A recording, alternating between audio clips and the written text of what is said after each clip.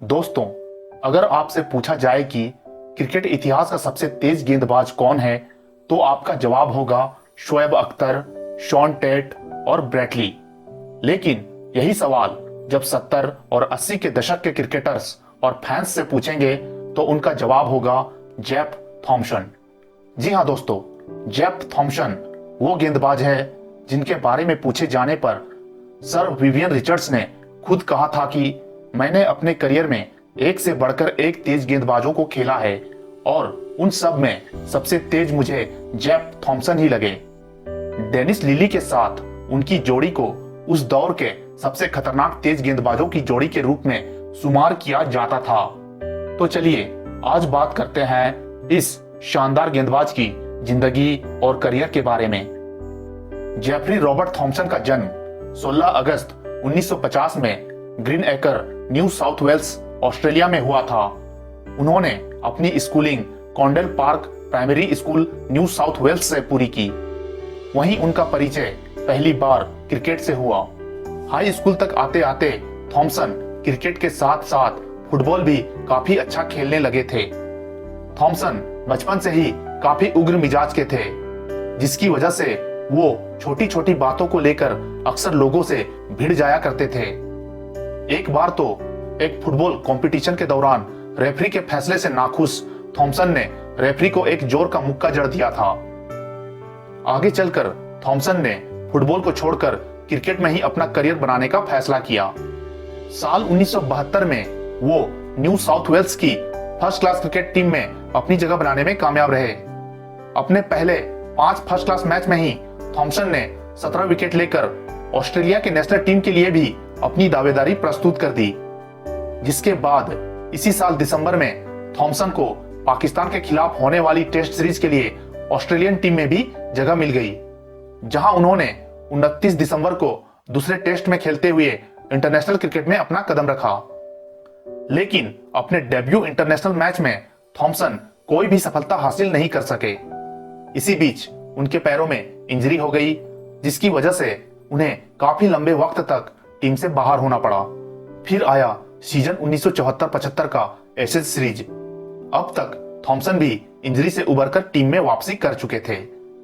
इस test series में ही पहली बार दुनिया ने थॉम्पसन के तेज रफ्तार गेंदबाजी का जलवा देखा। इस पूरे टेस्ट सीरीज में थॉम्पसन इंग्लैंड के बल्लेबाजों पर जैसे कहर बनकर टूट पड़े और सबसे ज्यादा 33 विकेट लेकर ऑस्ट्रेलिया को 4 साल बाद एशेज सीरीज का विजेता बनाने में अपनी एक महत्वपूर्ण भूमिका निभाई। फिर सीजन 1975-76 के दौरान उस समय की वर्ल्ड चैंपियन रही वेस्टइंडीज की टीम ऑस्ट्रेलिया दौरे पर 6 टेस्ट मैचों की सीरीज खेलने आई, जहां पहली बार थॉम्पसन का सामना सर विवियन रिचर्ड्स से हुआ। इस सीरीज के दौरान थॉम्पसन ने अपनी तेज रफ्तार गेंदबाजी से कई बार विवियन रिचर्ड्स को चौंका दिया था। सीरीज के अंत में थॉम्पसन 29 विकेट्स लेकर एक बार फिर टूर्नामेंट के हाईएस्ट विकेट टेकर बने, जिसकी मदद से ऑस्ट्रेलिया इस टेस्ट सीरीज में वेस्टइंडीज जैसी मजबूत टीम को मात देने में कामयाब रही। थॉम्पसन के बारे में कहा जाता है कि वो जब बाउंसर फेंकते थे तो उनकी गेंद की रफ्तार इतनी ज्यादा होती थी कि कई बार पिच होने के बाद गेंद बल्लेबाज और विकेटकीपर के सर के ऊपर से होकर बिना टप्पा खाए सीधा विकेट के पीछे वाली साइड स्क्रीन पर जा लगती थी। इसके अलावा थॉम्पसन की गेंदबाजी में इतनी रफ्तार होती थी कि कई बार बैट्समैन को गेंद की लाइन में बल्ला लगाने का मौका तक नहीं मिल पाता था। यही वजह है कि उनकी गेंदबाजी को खेलने के दौरान कई बल्लेबाजों को काफी घातक चोटों का सामना करना पड़ा था।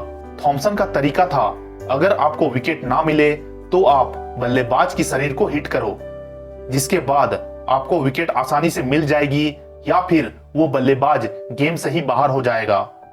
भारत के महान बल्लेबाज सुनील गावस्कर ने भी एक बार थॉम्पसन के बारे में कहा था, इसमें कोई शक नहीं है कि थॉम्पसन उन सभी तेज गेंदबाजों में सबसे तेज और खतरनाक थे जिनको मैंने अपने करियर के दौरान सामना किया है। इतना ही नहीं, साल 1975 के वर्ल्ड कप के दौरान श्रीलंका के खिलाफ गेंदबाजी करते हुए थॉम्पसन ने पहले तो श्रीलंका के बल्लेबाज दुलीप मेंडिस को इतनी बार गेंदें उनके शरीर पर मारी और एक गेंद तो उनके सर पर ही मार दिया, जिससे उन्हें मजबूरन रिटायर्ड हर्ट होकर पवेलियन लौटना पड़ा।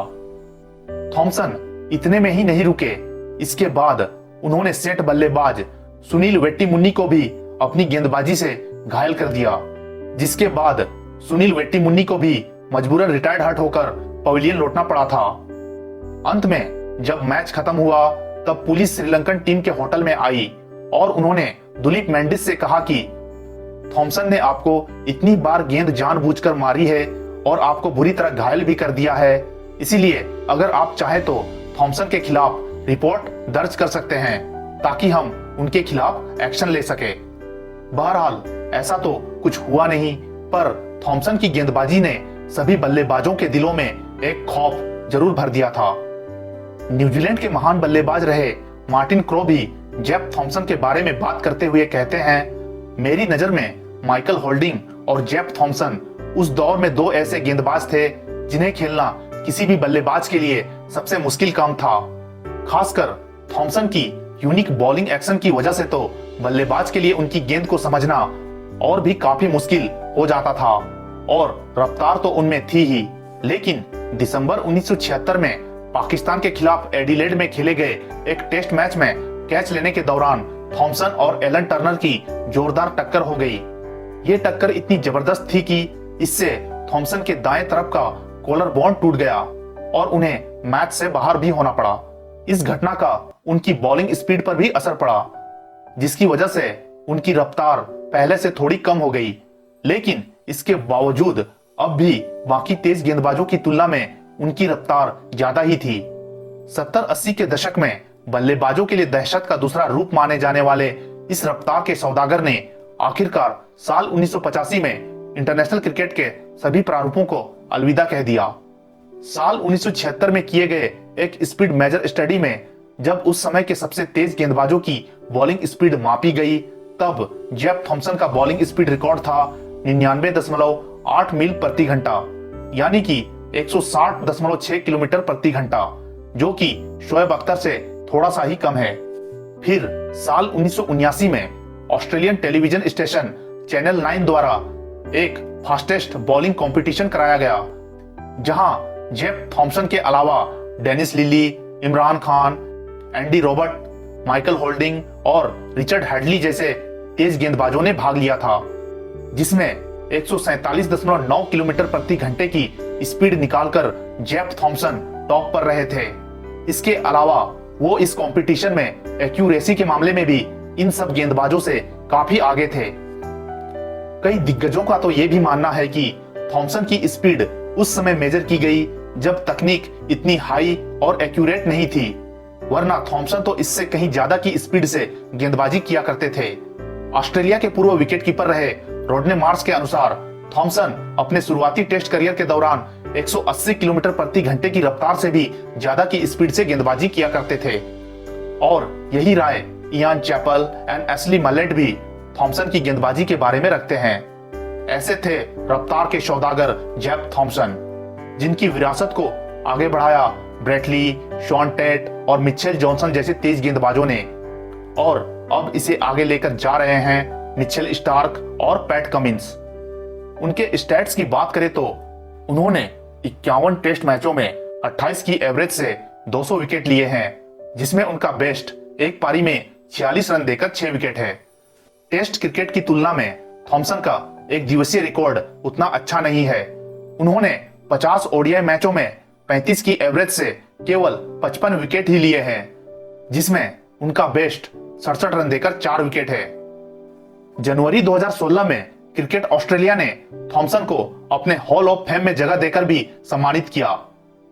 उनकी पर्सनल लाइफ की बात करें तो उन्होंने पेशे से एक मॉडल रही चेरिल विल्सन से शादी की है, जिनके साथ वो आज भी अपनी खुशहाल जिंदगी बिता रहे हैं।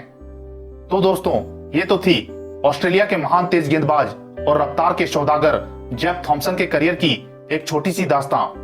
ऐसे ही और भी इंटरेस्टिंग टॉपिक के साथ आपसे मिलता हूं अपने अगले वीडियो में। तब तक के लिए बाय।